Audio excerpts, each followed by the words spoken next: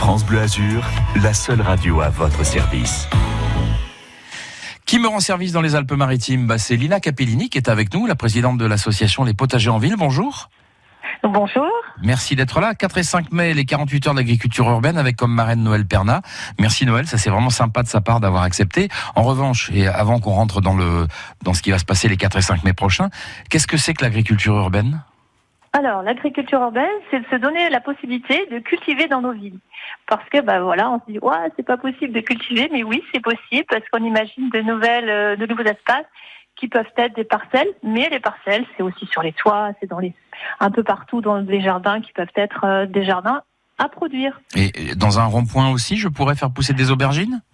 Ah oui, bien sûr, mais pas que. On peut aussi pousser des tomates. On peut imaginer aussi des arbres fruitiers de partout sur les ronds-points. Bon, alors, vous allez me répondre, il y a déjà des vignes, mais on peut imaginer en effet des plants de tomates. On peut imaginer des courgettes qui grimpent. Est-ce qu'il faudrait des autorisations pour ça ?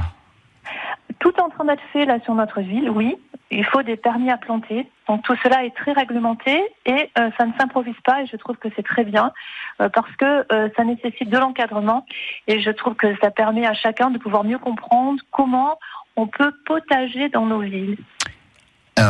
L'autre question, c'est, alors on le disait, mais sérieusement, on pourrait effectivement planter sur un rond-point, mais est-ce qu'on pourrait manger des légumes qui poussent au milieu des gaz d'échappement ?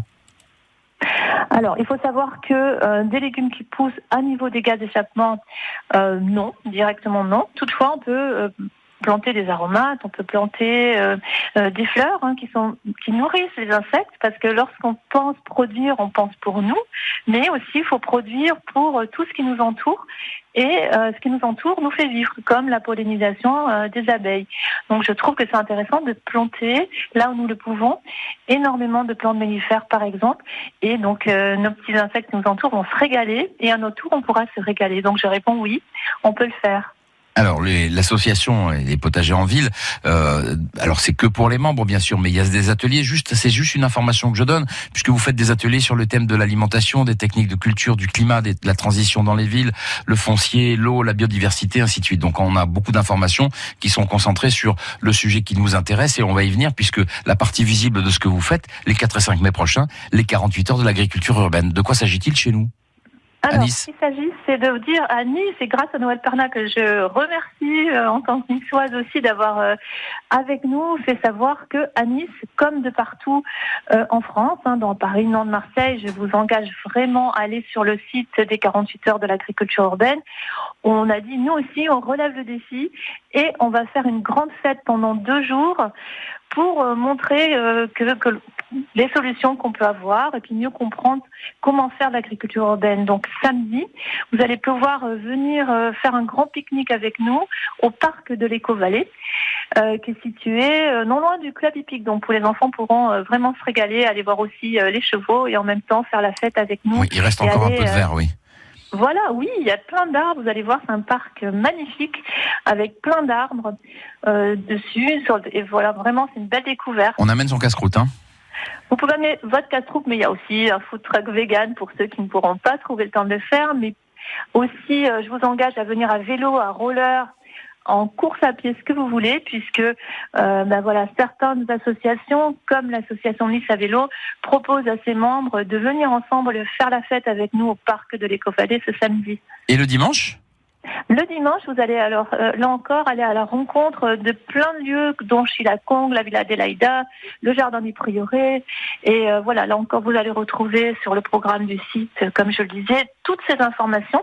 Et c'est ce qui est assez génial de se dire, on se retrouve tous le samedi, on va voir ce que déjà les initiatives locales qui sont faites pour nous tous. Donc c'est vraiment une grande fête. Et sur les 2 jours, il y a des ateliers ? Sur les 2 jours d'Asia, des ateliers, des midi-débats, des rencontres, des conférences, des écrivains, des artistes et de la musique, bien sûr, pour égayer tout ça. Est-ce que je vous trouve sur Internet si je cherche l'association Les Potagers en Ville ? Oui, vous tapez potagerenville.fr et vous allez nous trouver. Vous allez pouvoir évidemment nous rejoindre lors des agriculturels que nous faisons sur les thèmes que sont le comment on fait du compost, qu'est-ce que l'économie sociale et solidaire, qu'est-ce qu'une graine, des tas de sujets qui nous préoccupent, et on est là pour accompagner, informer, faire de la pédagogie, être ensemble pour potager dans notre ville. Voilà, et je signale que pour les adhérents, puisqu'il faut être membre de l'association, mais il y aura une visite de l'incinérateur et qu'on vous expliquera comment on recycle et comment on pratique le tri à Nice, parce que ça, c'est des gens on est nombreux à se poser la question, mais qu'est-ce que ça devient ce qu'on met dans les bacs jaunes?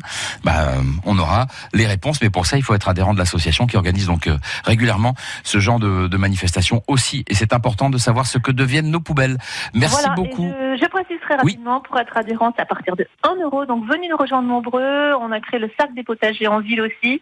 Et on peut faire ensemble de très belles choses. Potagerenville.fr, on trouve facilement sur Internet. La semaine prochaine, on sera dans le droit fil de ce qu'on vient de faire, puisque mardi prochain, on sera avec le collectif des jeunes designers, et c'est Grégory Durand qui viendra nous répondre. Tout à fait. Merci Lina, on vous souhaite une belle journée. N'oubliez pas, 4 et 5 mai prochain, donc un petit pique-nique à l'Éco-Vallée le samedi 4. Allez voir sur Internet, vous avez le programme complet, une petite vidéo de Mado la Niçoise. À bientôt. La vie en bleu, retrouvez toutes les infos, les contacts, les reportages sur francebleu.fr.